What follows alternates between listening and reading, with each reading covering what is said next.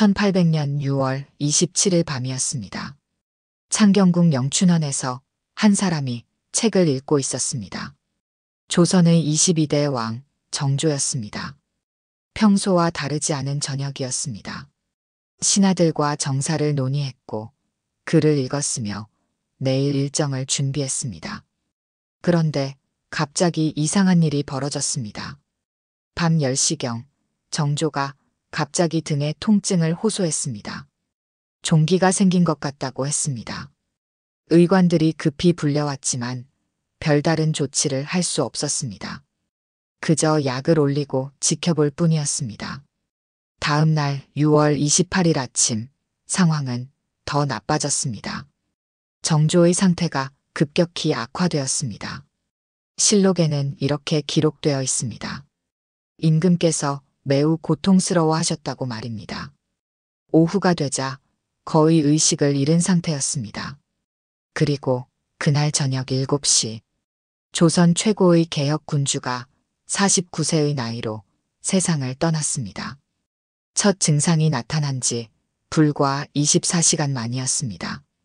너무 갑작스러운 죽음이었습니다.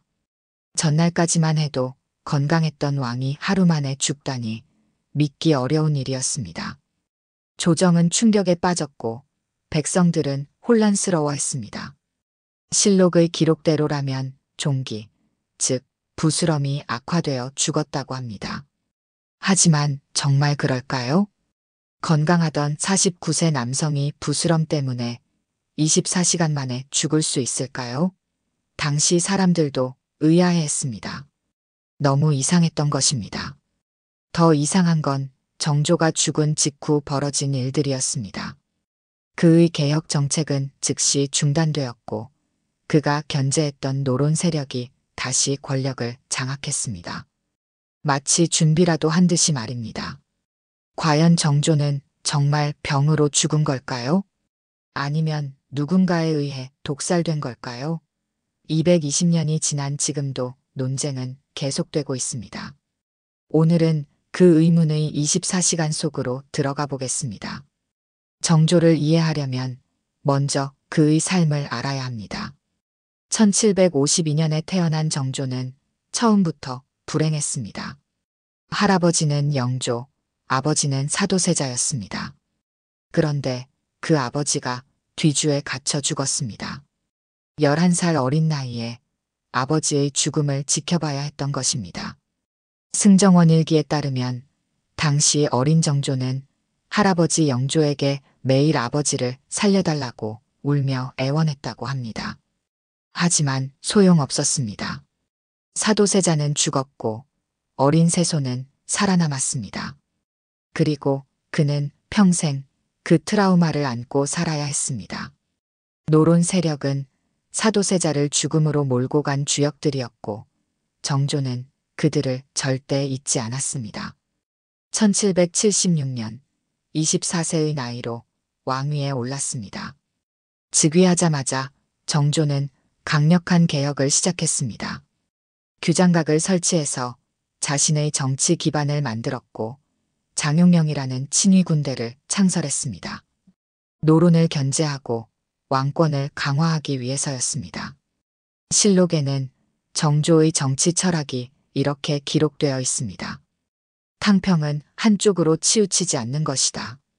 노론도 소론도 아닌 오직 능력 있는 자를 쓸 것이다. 혁명적인 발상이었습니다. 당시 조선 정치는 노론이 독점하고 있었는데 정조는 그 판을 깨려고 했던 것입니다. 당연히 반발이 있었습니다. 노론 세력은 정조를 싫어했습니다. 아니, 두려워했다고 해야 정확할 것입니다. 왕이 강해지면 자신들의 권력이 약해지니까요. 하지만 정조는 물러서지 않았습니다. 수원 화성을 건설했고 서얼과 중인들에게도 기회를 주었으며 과거 제도를 개혁했습니다.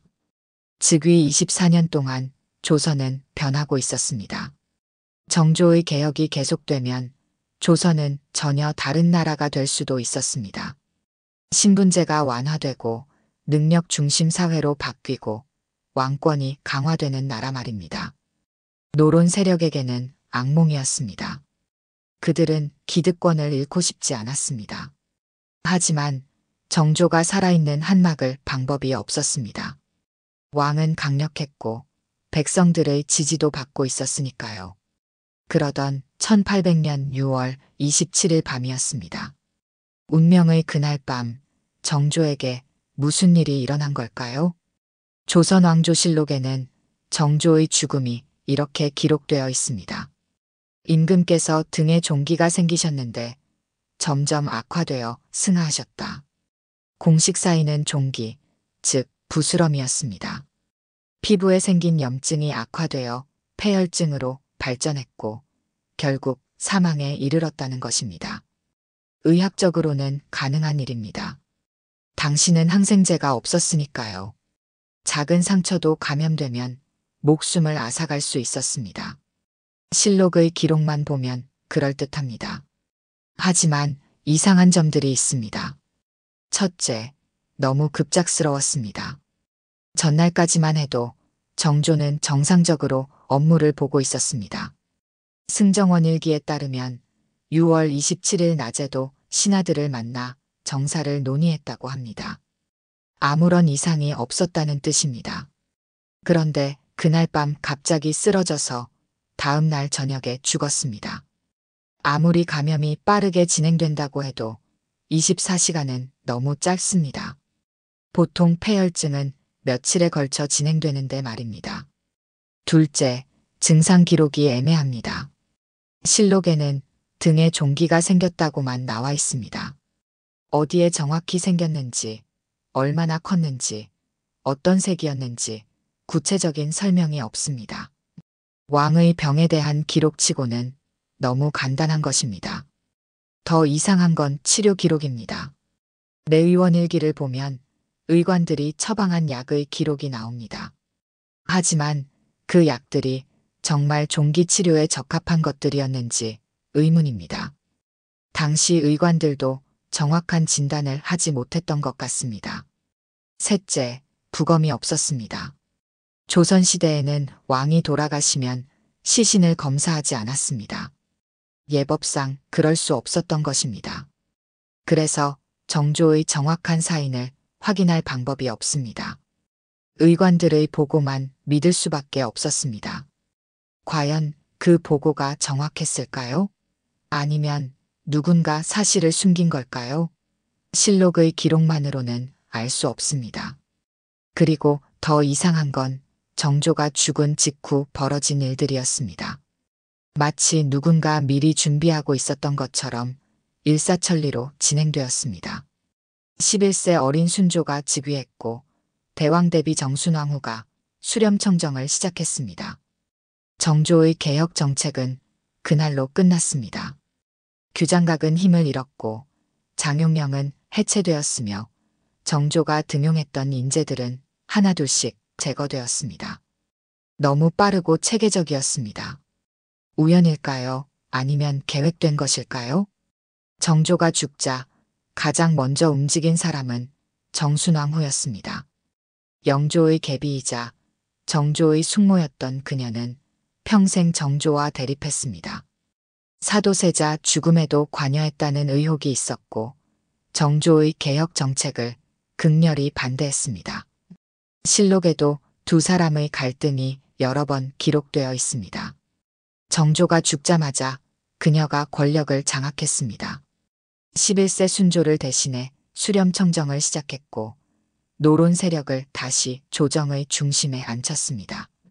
정조가 24년간 쌓아올린 모든 것을 단 며칠 만에 무너뜨렸습니다. 너무 빠른 움직임이었습니다. 마치 정조의 죽음을 예상하고 준비하고 있었던 것처럼 말입니다. 그래서 사람들은 의심하기 시작했습니다. 정순왕후가 정조를 독살한 게 아니냐고 말입니다. 물론 증거는 없습니다. 하지만 정황은 있습니다. 정조가 죽어서 가장 이득을 본 사람이 바로 정순왕후였으니까요. 그녀는 정조 생전에는 힘이 없었지만 정조가 죽자 조선 최고의 권력자가 되었습니다. 그리고 노론 세력도 의심받았습니다. 정조는 24년간 노론을 견제했습니다. 그들의 독점 권력을 깨고 탕평책을 실시했습니다. 노론 입장에서는 생존의 위협이었습니다. 정조가 계속 살아있으면 자신들의 기득권이 완전히 사라질 수도 있었으니까요. 승정원 일기를 보면 흥미로운 기록이 있습니다. 정조 사망 직후 노론 대신들이 모여서 회의를 했다는 것입니다. 무슨 내용을 논의했는지는 자세히 나와 있지 않습니다. 하지만 그 회의 직후 정조의 정책들이 하나씩 폐기되기 시작했습니다. 우연치고는 너무 완벽했습니다. 장용령은 해체되었고 규장각의 권한은 축소되었으며 정조가 등용했던 남인과 소론 인사들은 탄핵당했습니다. 그리고 노론이 다시 조정을 장악했습니다. 마치 각본이 있었던 것처럼 진행되었습니다. 또 다른 의혹은 내의원 의관들에게 향했습니다. 왕의 건강을 책임지던 그들이 제대로 치료를 했을까요? 아니면 일부러 잘못된 처방을 한 걸까요? 당시 사람들의 증언을 기록한 야사에 따르면 이런 소문이 돌았다고 합니다. 내의원 의관 중 일부가 노론에게 매수되었다는 것입니다. 정조의 병을 일부러 악화시켰거나 독약을 약으로 위장해서 올렸다는 소문이었습니다. 물론 확인할 방법은 없습니다. 하지만 이런 소문이 났다는 것 자체가 당시 사람들도 정조의 죽음을 의심했다는 증거입니다. 너무 갑작스러웠고 너무 의심스러웠으니까요. 가장 결정적인 의혹은 타이밍이었습니다. 정조는 1800년 6월에 죽었습니다. 그런데 그해 봄부터 수원 화성에서 중요한 행사들을 준비하고 있었습니다. 자신의 정치적 기반을 더욱 강화하려는 계획이었죠. 만약 그 계획이 성공했다면 노론을 완전히 제압할 수 있었을 것입니다. 바로 그 직전에 정조가 죽은 겁니다. 노론 입장에서는 마지막 기회였을지도 모릅니다. 지금이 아니면 영원히 권력을 잃을 수도 있었으니까요. 정황은 모두 독사를 가리키고 있었습니다. 동기도 있었고 기회도 있었으며 결과적으로 가장 이득을 본 사람들도 명확했습니다. 하지만 결정적인 증거는 없었습니다. 과연 정말 독살이었을까요? 만약 정조가 정말 독살되었다면 누가 했을까요? 용의자는 세 그룹으로 나눌 수 있습니다. 첫 번째 용의자, 정순왕후입니다. 1745년에 태어난 그녀는 15세의 나이로 52세 영조의 계비가 되었습니다. 사도세자보다 어렸지만 그의 계모가 된 것입니다. 그리고 사도세자가 뒤주에 갇혀 죽을 때 그녀는 침묵했습니다. 아니, 침묵만 한 게 아니었습니다. 야사에 따르면 정순왕후는 사도세자의 폐위를 주장했던 노론 세력과 가까웠다고 합니다. 그녀의 친정 집안이 노론이었기 때문입니다. 정조가 즉위하자 둘의 관계는 최악이 되었습니다. 정조는 아버지를 죽음으로 몰고 간 세력을 견제했고 정순왕후는 그런 정조를 싫어했습니다. 실록에는 두 사람이 여러 번 대립한 기록이 나옵니다. 정조가 죽자 정순왕후는 즉시 권력을 잡았습니다. 수렴청정을 시작하면서 가장 먼저 한 일이 정조의 정책을 뒤집는 것이었습니다. 신유박해를 일으켜 천주교인들을 탄압했고 정조가 보호했던 남인 세력을 숙청했습니다. 마치 참고 참았던 것을 한꺼번에 터뜨리는 것 같았습니다. 두 번째 용의자, 노론 세력입니다. 정조의 24년 통치 기간 동안 노론은 계속 위협받았습니다. 독점 권력이 흔들렸고 새로운 세력들이 등장했으며 왕권이 강화되었습니다. 그들에게는 동기가 충분했습니다. 특히 심한지, 김관주 같은 노론 핵심 인물들은 정조와 여러 번 충돌했습니다. 승정원 일기를 보면 정조가 이들을 공개적으로 질책한 기록이 여러 번 나옵니다. 정조가 죽자 이들이 다시 조정의 중심으로 돌아왔습니다. 정순왕후의 수렴청정을 도우면서 정조 시대를 완전히 지워버렸습니다. 너무 완벽한 복귀였습니다. 세 번째 용의자, 궁궐 내부 인물들입니다. 왕의 음식과 약을 관리하던 상궁들, 왕의 건강을 책임지던 내의원 의관들, 왕을 가까이서 모시던 환관들 말입니다. 만약 독살이 일어났다면 이들 중 누군가는 반드시 관여했을 것입니다. 독을 구하고 음식이나 약에 넣고 그 흔적을 숨기려면 내부 사람의 도움이 필수였으니까요. 하지만 실록에는 그 어떤 기록도 없습니다.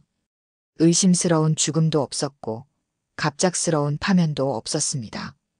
만약 정말 공모자가 있었다면 아주 잘 숨겨진 것입니다. 아니면 노론 세력이 증거를 완벽하게 인멸한 것일 수도 있습니다. 가장 의심스러운 사람은 역시 정순왕후입니다. 동기가 가장 확실했고 가장 큰 이득을 봤으며 가장 빠르게 움직였습니다. 하지만 그녀가 직접 손을 쓸 수는 없었을 것입니다. 누군가 대신 일을 처리했을 겁니다. 노론 세력의 핵심 인물들, 그리고 그들과 연결된 궁궐 내부 사람들이 함께 움직였을 가능성이 높습니다. 완벽한 공모였다면 흔적을 남기지 않았을 것입니다. 하지만 이 모든 것은 추측일 뿐입니다. 증거가 없으니까요. 그렇다면 정말 독살이 아니었을까요? 독살설을 주장하는 사람들이 많지만 반론도 만만치 않습니다. 현대 의학자들이 정조의 증상을 재분석한 결과가 있습니다. 실록과 내의원 일기에 기록된 증상들을 종합해서 진단을 내린 것입니다. 결론은 의외였습니다. 종기에 의한 급성 폐혈증일 가능성이 충분하다는 것이었습니다. 현대에도 항생제 치료를 제때 받지 못하면 폐혈증으로 24시간 안에 사망할 수 있다고 합니다. 18세기 조선에는 항생제가 없었습니다. 작은 상처도 감염되면 치명적이었습니다. 특히 당뇨가 있었다면 더욱 위험했을 것입니다. 실록을 보면 정조가 말년에 자주 갈증을 호소했다는 기록이 있습니다. 당뇨의 전형적인 증상입니다. 당뇨 환자는 면역력이 약해서 감염에 취약합니다. 종기가 생기면 빠르게 악화될 수 있고 폐혈증으로 진행되는 것도 빠릅니다. 의학적으로 설명이 가능한 것입니다. 또 다른 반론은 독살이 너무 위험했다는 점입니다. 왕을 독살하는 것은 역모입니다. 발각되면 삼족이 멸문당합니다. 아무리 노론이 강력했어도 그런 위험을 감수했을까요? 증거가 하나라도 남으면 끝장나는 일이었습니다. 정순왕후도 마찬가지입니다. 왕의 숙모로서 수렴청정을 할 수 있는 위치였는데 굳이 독살이라는 위험한 방법을 선택했을까요? 정조가 자연사하기를 기다리는 것이 더 안전하지 않았을까요? 그리고 정황 증거만으로는 부족합니다. 정조 사후 노론이 권력을 잡은 것은 사실입니다. 하지만 그것이 곧 독살의 증거는 아닙니다. 어린 왕이 즉위하면 외척이나 대신들이 권력을 장악하는 것은 조선시대의 흔한 일이었으니까요. 내의원 일기를 자세히 분석한 연구도 있습니다. 의관들이 처방한 약들을 보면 나름대로 최선을 다해 치료하려 했던 흔적이 보인다고 합니다. 잘못된 처방이 있었다면 그것은 당시 의학 수준의 한계였지 고의가 아니었다는 것입니다. 독살설의 가장 큰 약점은 증거가 없다는 것입니다. 220년이 지난 지금까지 독살을 입증할 결정적인 증거는 발견되지 않았습니다. 당시 기록을 아무리 뒤져봐도 독살을 직접적으로 언급한 문서는 없습니다. 물론 증거가 없다고 해서 독살이 아니라고 단정할 수는 없습니다. 완벽한 범죄라면 증거를 남기지 않았을 테니까요. 노론 세력이 권력을 장악한 후 증거를 모두 인멸했을 가능성도 있습니다. 결국 양쪽 모두 결정적인 증거가 없습니다. 독살이었다는 증거도 없고 독살이 아니었다는 증거도 없습니다. 실록의 기록만으로는 진실을 알 수 없는 것입니다. 그렇다면 진실은 무엇일까요?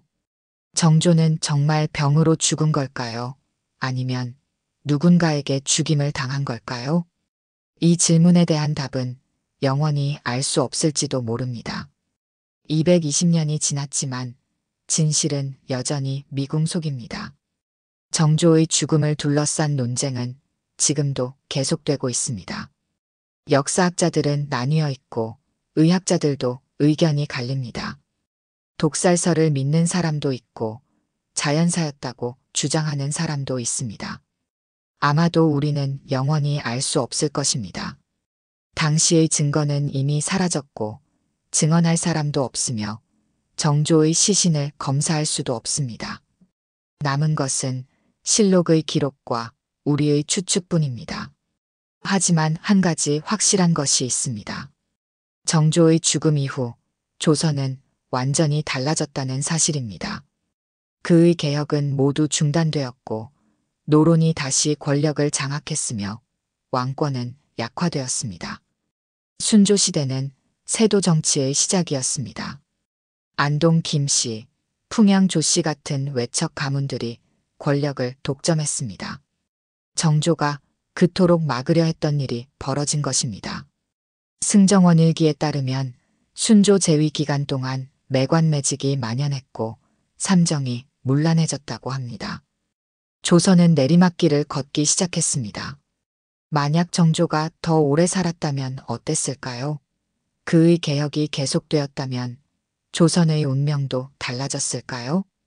아무도 알 수 없는 질문입니다. 정조는 수원 화성 육릉에 묻혔습니다. 아버지 사도세자 곁에 잠들기를 원했던 그의 뜻대로 말입니다. 능 앞에는 그가 직접 지은 비문이 새겨져 있습니다. 효성으로 아버지를 섬기고 백성을 사랑하는 마음으로 나라를 다스렸다. 그의 묘비명입니다. 하지만 그의 꿈은 이루어지지 못했습니다.